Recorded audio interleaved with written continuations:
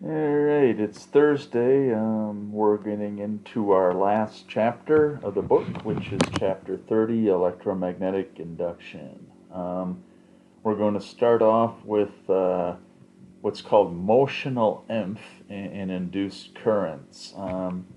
So, just a couple quick notes here. Homework 12 I will be assigned next Friday, which is the 23rd. You don't need to turn this in, but you're responsible for the material on the final exam. And I will post solutions to as you learn. The reason is by the time you would get it turned in and receive feedback, it's finals week, so I want to make sure that you have plenty of time to look at the solutions after doing the problems and to come into office hours. So you don't need to turn this in, but it is on the exam. Final exam will be Wednesday the 5th at 2 o'clock, and it will be cumulative, including material from the first 3 units, as well as this latest and last chapter, 30. Note from the syllabus that out of the 3 unit exams and finals, so 4 exams, I drop your lowest exam score. So if you're doing well so far, you really have no pressure on the final since your lowest score is dropped anyway. And if you have a poor score on one of your earlier unit exams, your final can make up for it. So anyway, so we learned in the previous chapter that a current, if you run a current through a wire or a coil, that creates a magnetic field. So in other words, currents, moving charges create magnetic fields. Michael Faraday, the famous physicist, sought to prove that the converse is also true, meaning that a magnetic field can induce a current in a loop of wire, just as a current in a loop of wire can induce a magnetic field. So Faraday did some tests here. So here he has a coil of wire in one circuit, and he puts it through an iron core here. So this basically takes the magnetic field lines and traps them in the core so that the field lines can most efficiently couple to this second coil. Okay, and this one he energized with a circuit, and he put a current meter over here to see if there's any current resulting in this circuit. So Faraday observed that if you hook a battery up and you close the switch, you get a momentary bit of current while the switch is closing, measured in this circuit. So in other words, this current in this loop, which generates a magnetic field, that magnetic field, when it changed in this coil here, induced a current. Okay, then he observed that when the switch stayed closed, meaning that the current is constant in this coil, or the magnetic field coupled to this coil is constant, that the current was zero. Okay, so when the current changed, when the current was changing, meaning the magnetic field in this loop was changing, that resulted in a current. But when the magnetic field going through this loop was constant, you got no current. Okay, then what he observed when he closed the switch again, when he opened the switch, sorry, is that while the switch was opening, you got a little bit of current in this circuit, which went in the opposite direction as when it closed. And so basically the gist of this is that he observed is that when there's a changing magnetic field in this coil, which was resulting from the current in this left coil, that produced a current. And when the magnetic field was constant or not changing, there was no current induced. So it wasn't the current that was inducing, or it wasn't the magnetic field that was inducing the current, it was the changes that were. And then here's another experiment that illustrated the same thing. Okay, so here you take your current meter, your ammeter, and you have a coil, and here you push and you pull a bar magnet back and forth into and out of the coil. And if you do that, you'll observe that you will get a current induced in the coil. And that's when the field through the coil is changing. Okay. Now, if you just stuck a magnet in there and left it, you would get a magnetic field in the coil, but you wouldn't observe any current. And that's because the field through the coil is not changing. And so somehow it must be that changes in the magnetic field lines going through a current or a loop give rise to a current, but not the magnetic field itself. It has to be changing. And we'll see that this induced current is caused by what's caused by motional EMF. Okay, don't worry about that right now. Now, before we start to cover this, let's do a quick review of the magnetic force on a moving charge and on a current carrying wire.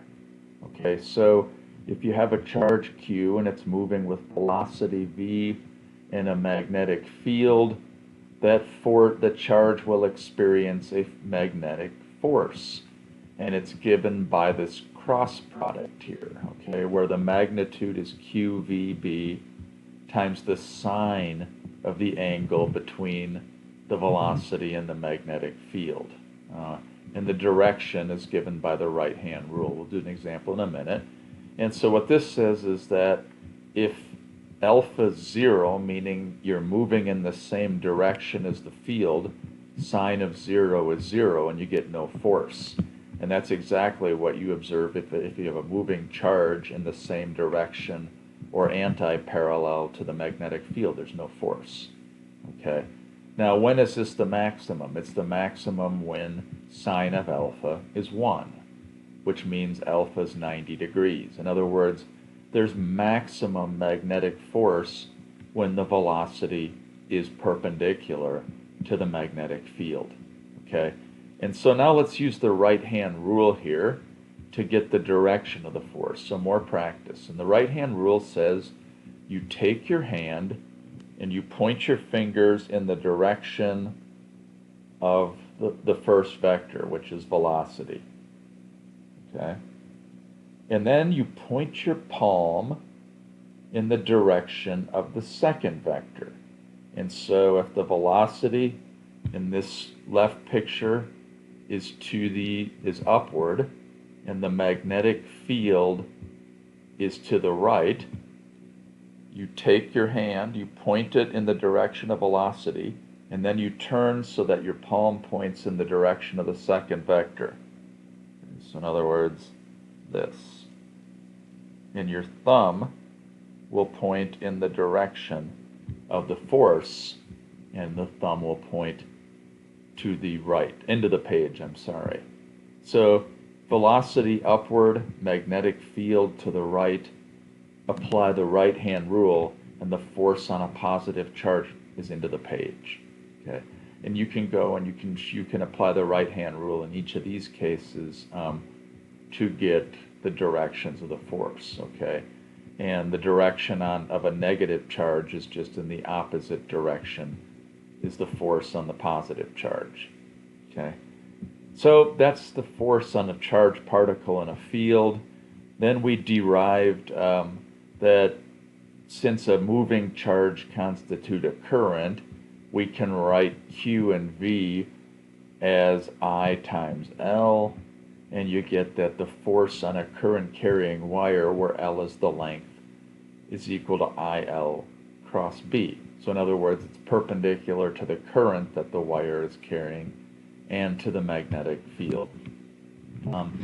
So now we're going to apply that here to derive an expression for this thing we're calling motional EMF.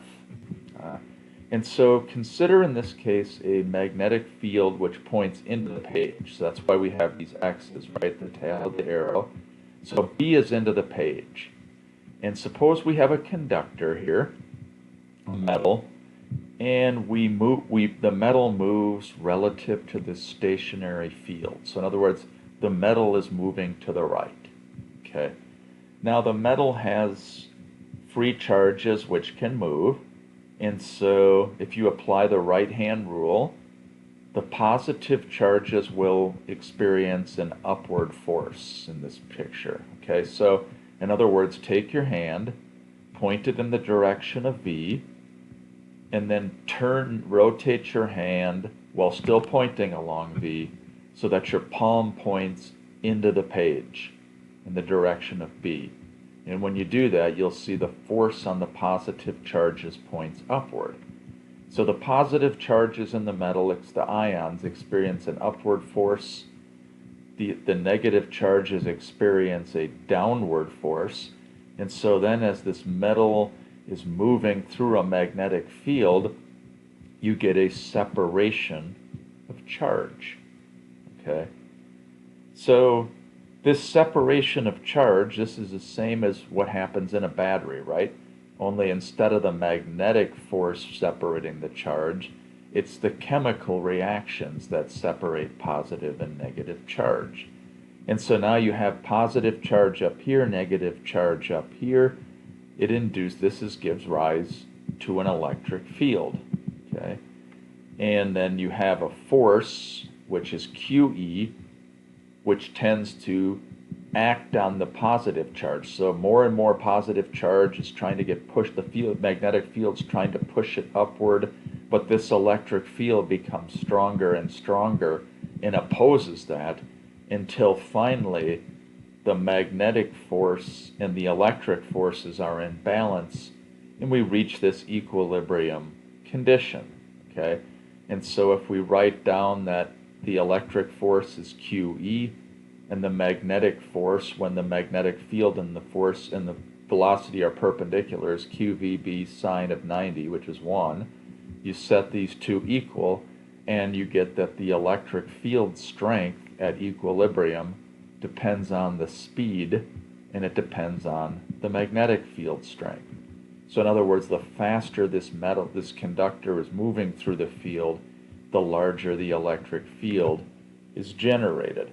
And so you get this balancing condition, okay?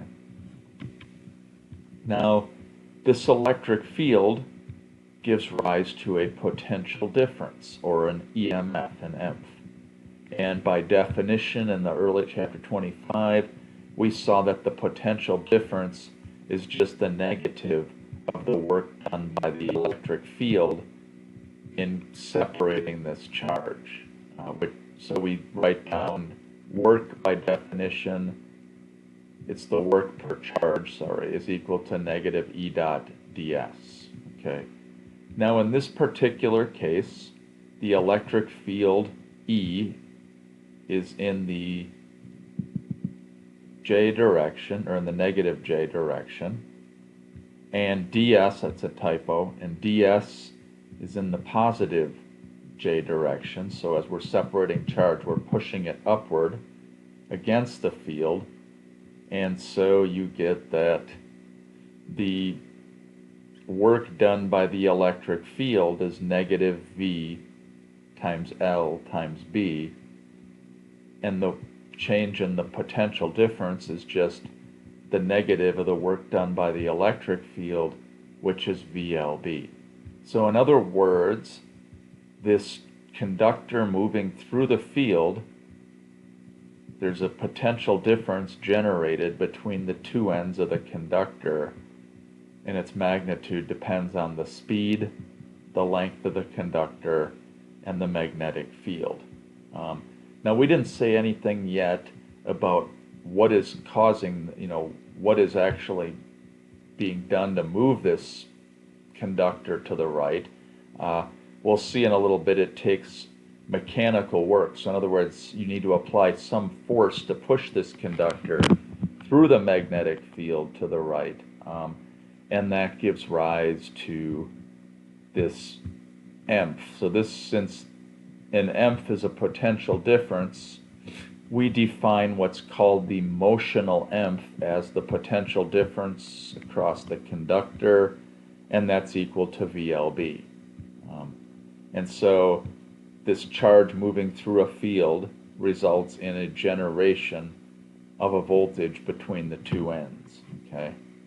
And this is analogous to a battery, right? Here you have a battery, and in this case, it's chemical work being done to separate positive charge and negative charge at the two terminals in the battery, and that gives rise to a potential difference. So sorry, here it is. So this is a battery, chemical work is done, and that creates a potential difference. In this case, it is mechanical work, which is the work done by you in pushing the wire through the field, which gives rise to this voltage across the two ends of the conductor given by VLB. So you can use mechanical work to create a potential difference, just like you can use chemical work in this case to create a potential difference. So this is another way of creating a potential difference, and we call this motional EMF, since it's the moving charges, it's the moving conductor in the field which gives rise to the voltage across the two ends. Okay, so let's do an exercise here. So here you have a square conductor, and it's moving through a uniform magnetic field. And these dots mean that the field is coming out of the screen toward you. So what we want to determine is which of the figures shows the correct charge distribution on the conductor, okay? In other words, is the positive charge up here and the negative charge down here, or is the positive over on the left side and the negative on the right, or so on? Okay, so the first thing we need to do is we need to determine the direction of the force on the positive charges, because that'll determine which part of the plate that the charges will be on, okay? So if you take the speed, the velocity v going upward in the screen, and you have the magnetic field coming out of the screen, and you take your hand and you point it in the direction of the positive charge of the velocity, and you then take your palm and turn it until the palm is facing the second vector, which is the magnetic field. Your thumb points to the right, and therefore positive charges will be pushed to the right, negative charges experience a force to the left, and so the correct answer here is D, that the positive charge will be pushed to the right end of the plate, the negative to the left, and you'll have an electric field pointing from right to left in the figure, okay?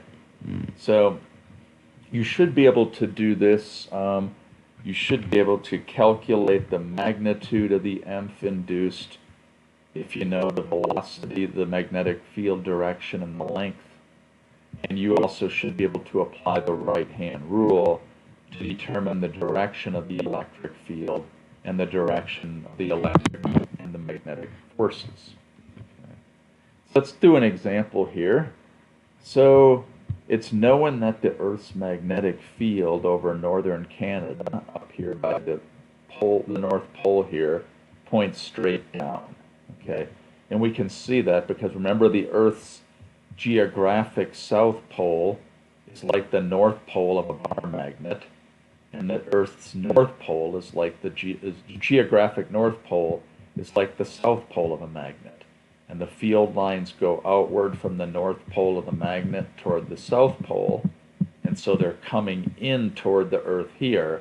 In other words, the magnetic field points down at the north pole, points nearly up at the south pole, and it points horizontally, as seen by you, at the equator. And then up where we are, it points in between horizontal and down, so it's like downward tilting. So the magnetic field points down, so into the page. And so suppose we have an airplane, and a 747 is flying over the northern part of Canada near the North Pole, and suppose that there's a 0.95 volt potential difference between the wing tips, meaning the potential difference between here and here is 0.95 volts. And suppose that the wingspan of the 747 is 65 meters. So what's the magnetic field strength up near the North Pole? Okay, well, since the velocity is perpendicular to the magnetic field, you're going to get what? You're going to get a force. So we use right-hand rule. Take your hand, point it in the direction of velocity, then rotate it so your palm points in the direction of the field, the second vector, and you see that your thumb will point to the left. And that means that the positive charge gets pushed to the left part of the wing, the negative charge gets pushed to the right part of the wing, and you get an electric field pointing from left to right. Okay? Well, if we're trying to find the magnetic field, and we know that the EMF is 0.95 volts, we know that the speed is 260 meters per second, we know the wingspan is 65 meters, we can solve for B, and we plug it in, we get that the magnetic field strength is 5.6 times 10 to the negative 5 Teslas, okay? And if you compare this, there was a table in the last chapter with typical magnetic field strength. This is about 10% larger than the field strength near the equator, okay? So if you look here, the field lines are closer together at the poles than at the equator, and so Earth's magnetic field is stronger at near the poles and at northern latitudes and southern latitudes, and it's weaker at the equator. So it's about 10% higher near the poles. There's another example, example 30.2 in the text, which I encourage you to study carefully. So if you look at here, all right, this moving conductor in a magnetic field, there's a separation of charge induced, and that gives rise to an amp. Okay. Just like in a battery, these chemical reactions push positive charge to one plate, negative to the other, and you get an EMF there. Okay. Now, just like with a battery, you didn't get current unless you hooked it up to a circuit. We don't get any current here unless we hook this up to a circuit. So let's do that. So here we have this bar, and it's moving in a magnetic field, and the field is pointing into the board. And so let's take this metal wire and let's connect it to this U-shaped conductor. And suppose that the U-shaped conductor is fixed. It can't move, but the bar can move. So the bar is moving to the right, and what this does is this induces a separation of charge, but now the wire here, this is connected to an actual loop. So let's first stop and look at make sure that the direction is correct here. So you've got the velocity to the right, and you have a magnetic field into the page, and so we take our right hand, we point it along the direction of the velocity, we then rotate the palm so it points in the direction of the second vector, which is into the board, and our thumb points upward, and so the positive charge gets pushed upward. It feels a force up. The negative charge is in the opposite direction, which is down, and you get an electric field pointing from the top of the wire to the bottom. Okay. Now this potential difference produced by this separation of charge, when connected to a quote circuit, gives rise to a current, and the current's going to flow from positive to negative, or the current flows counterclockwise in the example. Okay.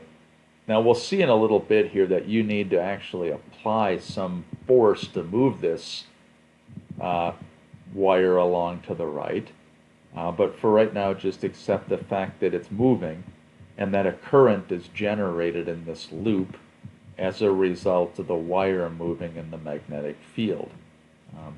And the current is given by Ohm's law, the potential difference between top and the bottom, which we call the motional EMF, divided by R. This is just Ohm's law. We plug in that the EMF is VLB, and you get that the current in this circuit depends on the strength of the magnetic field and on how fast the wire is moving in the field. So here we see that if the magnetic field through this loop is changing, okay, in other words, because as the wire moves to the right, the amount of field through the loop is changing, that gives rise to a current flowing through the wire. Okay, so this is analogous to work done by a battery to separate the charge, and that gives rise to current. Only in this case, it's the mechanical work that you do which gives rise to a current in the loop going counterclockwise.